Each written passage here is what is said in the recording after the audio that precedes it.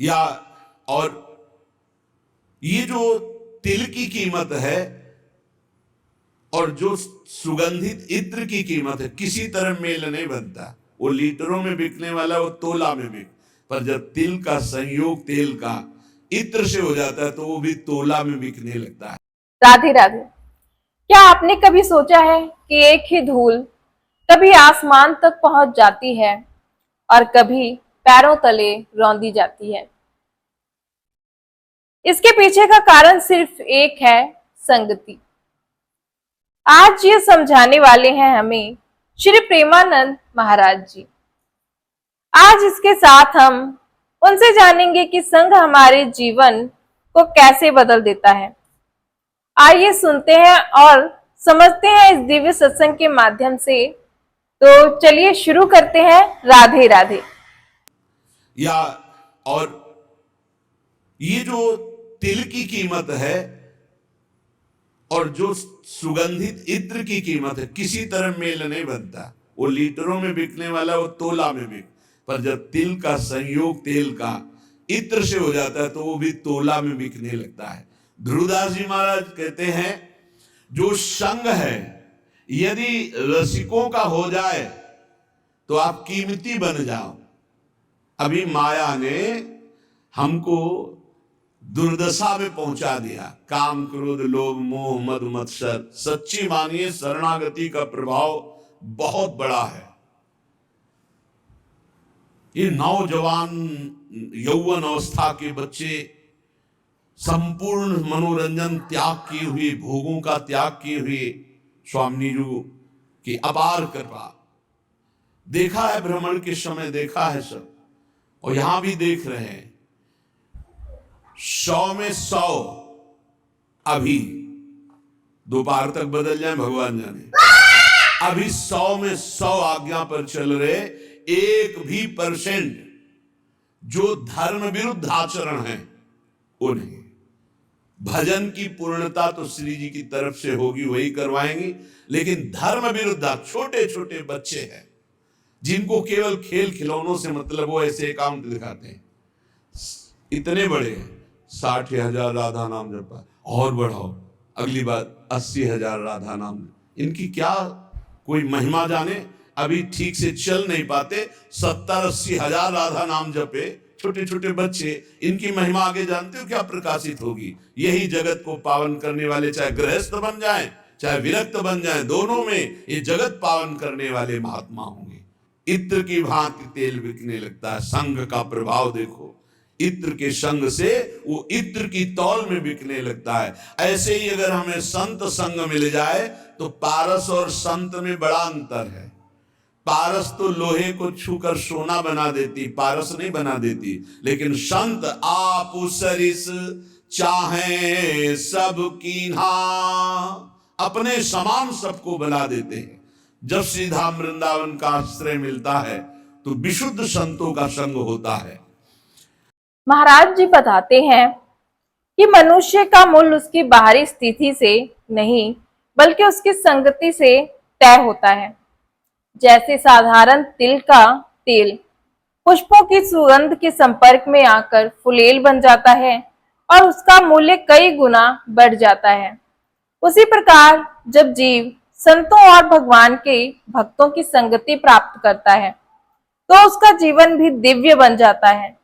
इसलिए हमें काम, क्रोध, लोभ और मोह जैसी बुराइयों से दूर रहकर संतों की आज्ञा, भगवान के नाम जप और धर्ममय जीवन को अपनाना चाहिए। यही संगति मनुष्य को महान बनाती है और भविष्य में उसे समाज का कल्याण करने वाला महात्मा भी बना सकती है। अगर रसिकों का संग न हो तो अनुराग का मार्ग नहीं मिल सकता, प्रेम का मार्ग नहीं मिल सकता। नाटकबाजी बहुत हो सकती है, अहंकार की पूर्ति वाली साधनाएं हो सकती है, प्रेम नहीं। प्रेम बड़ा गुप्त विषय है, हृदय का कोई विषय है। आज प्रेम के लिए कोई बिरला ही व्याकुल होता है।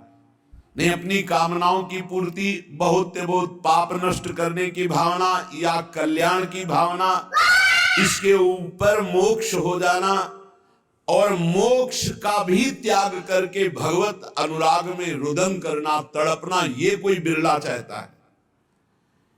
बिना भगवत प्रेमी महात्मा के प्रेम की पहचान ही नहीं होती। प्रेम की जब पहचान नहीं तो फिर मांग कैसे हो सकती है। और जब प्रेम के लिए तड़पना होता है, कृपा कर दे हरि गुरु, तब प्रेम, जहां प्रेम प्रकट हुआ तो भगवान अजित को उसने अधीन कर लिया। भगवान का एक नाम है प्रेमाधीन। जिसने संतों का संग किया, भगवान उसके अधीन हो गए। महाराज जी बताते हैं कि केवल साधना करनी ही पर्याप्त नहीं है, बल्कि सच्चे संतों का संग और उनकी सेवा ही भगवान तक पहुंचाने का सबसे सरल मार्ग है। प्रेम का मार्ग बाहरी दिखावे, अहंकार या केवल धार्मिक कर्मों से प्राप्त नहीं होता। जब मनुष्य निष्काम भाव से संतों की सेवा करता है, उनके प्रति श्रद्धा रखता है और भगवान के प्रेम की याचना करता है, तब उसके हृदय में सच्ची भक्ति का उदय होता है। भगवान स्वयं ऐसे भक्तों पर कृपा करते हैं और उनके जीवन का मार्गदर्शन भी करते हैं। इसलिए संतों की सेवा, श्रद्धा और भगवान के नाम में निरंतर लगे रहना ही जीवन का सबसे बड़ा सौभाग्य है और भगवत प्राप्ति का वास्तविक साधन भी है। सेन जी हर समय नाम जप करते और अपनी सेवा करते हैं। इस सेवा से जो अर्थ मिलता उससे साधु सेवा करते। सच्ची मानिए, साधु सेवा भगवत प्राप्ति का सीधा मार्ग है। भगवान को भोग लगाओगे, दृष्टि भोग पाएंगे, और भगवान को पाते देखना है तो संतों को पवाओ। भगवान नाम जापक, भगवत प्रेमी महात्मा जब बैठकर पाते हैं तो उनके मुख से साक्षात श्री हरि प्रिया पाते हैं, प्रभु पाते। विश्वास रखो, साक्षात प्रभु पाते हैं।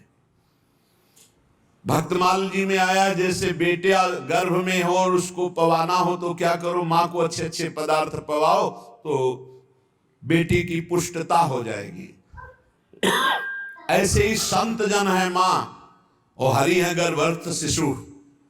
जो संतों को पवाता है मानो भगवान को पवा रहा है। राजा की अंग सेवा में सेन जी जाया करते थे।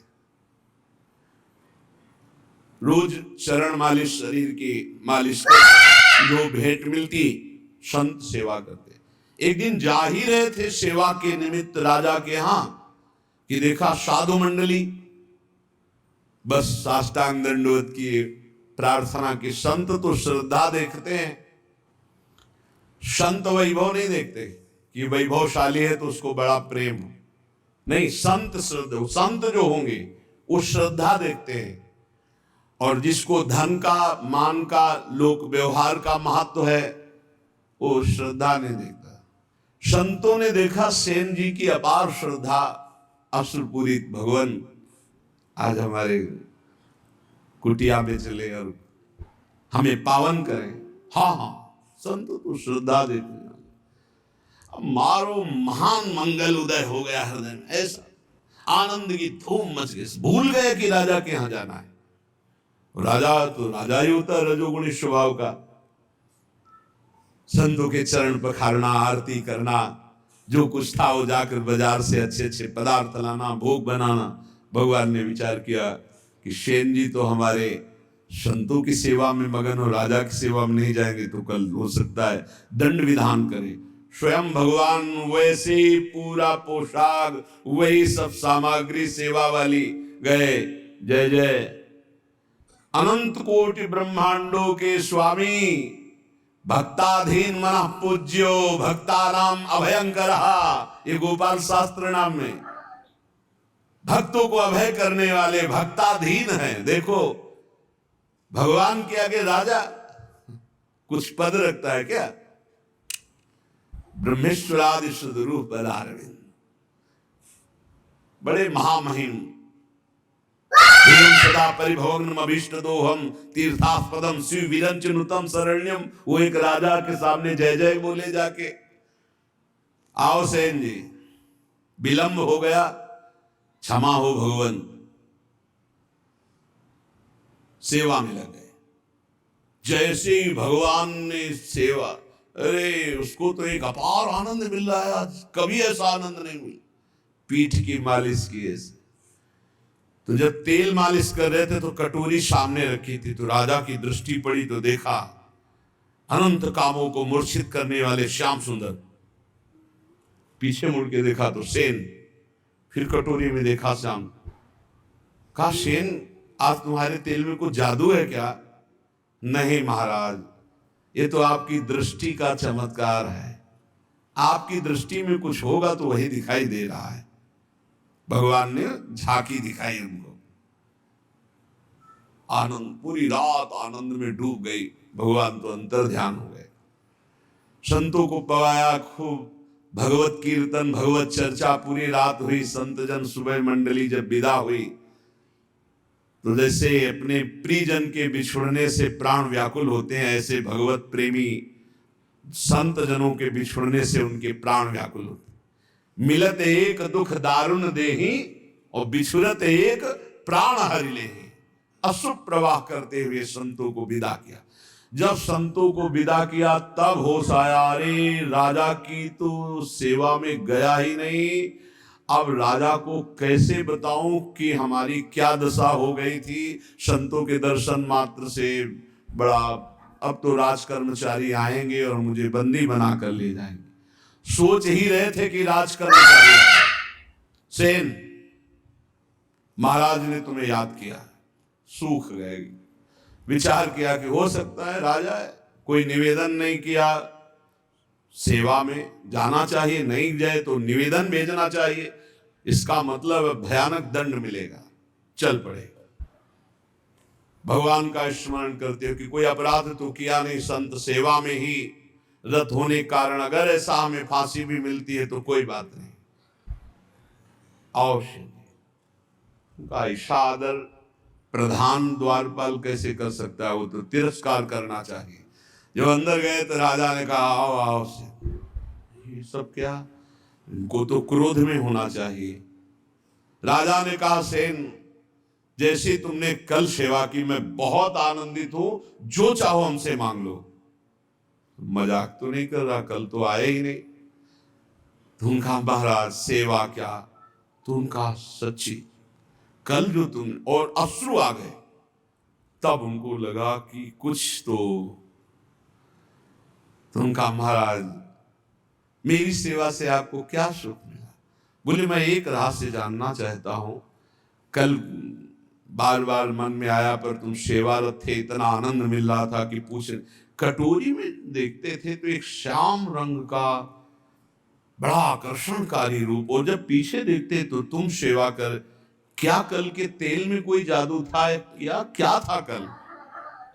तुमका सरकार सही बतावे, तुम कल आए ही नहीं। अच्छा कल तुम आए तो थे, सेवा की? बोले नहीं, वो जो कटोरी में देख रहे थे वो सही देख रहे थे, वो हमारे इष्ट देव हैं। श्याम सुंदर हमारे इष्ट देव हैं। आप नाराज ना हो जाएं, हम संत सेवा में मगन रहे, इसलिए मेरे स्वयं प्रभु सेन का रूप धारण करके और आपके। यहाँ पर महाराज जी सेन जी की कथा के माध्यम से भी हमें ये समझा रहे हैं, बता रहे हैं कि जब कोई भक्त पूरी श्रद्धा और निस्वार्थ भाव से संतों की सेवा में स्वयं को समर्पित कर देता है, तब भगवान उसकी रक्षा का भार स्वयं उठा लेते हैं। सेन जी संत सेवा में इतने लीन हो गए थे कि वे राजा की सेवा के लिए नहीं पहुंच सके, लेकिन अपने भक्त की लाज रखने के लिए स्वयं भगवान ने सेन जी का रूप धारण करके राजा की सेवा की। बाद में राजा को इस दिव्य लीला का पता चला तो उसका हृदय भी भक्ति से भर गया। इस प्रसंग से शिक्षा मिलती है कि जो व्यक्ति भगवान और संतों पर पूर्ण विश्वास रखकर उनकी सेवा करता है, उसकी चिंता स्वयं भगवान करते हैं, उसकी प्रतिष्ठा की रक्षा करते हैं और अंततः उसे अपने प्रेम का अनुभव कराते हैं। यही अनन्य भक्ति का वास्तविक स्वरूप है।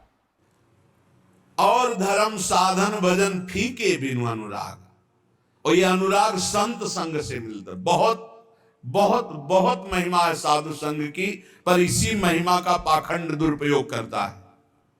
पाखंड इसी महिमा का दुरुपयोग करने लगा कि ऐसी महिमा है जिन संतों की, तो उसी का दुरुपयोग, जिनको साधुता का ज्ञान नहीं, जो भगवान का भजन नहीं करते, जो भगवान की प्राप्ति का लक्ष्य नहीं, वो लौकिक सुख सामग्री की चाह के लिए इस वेश का दुरुपयोग और निंदा कराने लगे। नहीं तो वास्तविक सत्य बात है, संत सेवा मात्र से अनुराग प्राप्त होता है। तात स्वर्ग अपवर्ग सुख धरी तुलाए कंग, तूलन ताय सकल मिली जो सुख लव सत्संग। क्षण मात्र के सत्संग से जीवन का परिवर्तन निश्चित है। जो स्वर्ग और पृथ्वी के भोग और मोक्ष सुख का भी तिरस्कार करवा दे, ऐसा अनुराग संत संग से प्राप्त होता है। तो अंत में महाराज जी के इस प्रसंग से हमें यही शिक्षा मिलती है कि सच्ची श्रद्धा, संतों की सेवा और भगवान के प्रति पूर्ण समर्पण कभी व्यर्थ नहीं जाता। जो भक्त अपने स्वार्थ से ऊपर उठकर भगवान और संतों को जीवन का आधार बना लेता है, उसकी रक्षा और सम्मान का भार स्वयं भगवान संभाल लेते हैं। इसलिए हमें भी अपने जीवन में सत्संग, सेवा, नाम जप और अटूट विश्वास को अपनाना चाहिए, क्योंकि यही मार्ग अंततः हमें भगवत प्रेम और परम कल्याण की ओर ले जाता है। तो अगर आपको हमारा ये वीडियो अच्छा लगा हो तो प्लीज वीडियो को लाइक कीजिएगा, शेयर कीजिएगा, आप हमारे चैनल को सब्सक्राइब कर लीजिएगा और कमेंट में आप हमें राधे राधे या फिर अपना सुझाव जरूर लिखें। तब तक के लिए जय श्री कृष्णा, राधे राधे। बोलिए श्री राधा वल्लभ लाल की जय।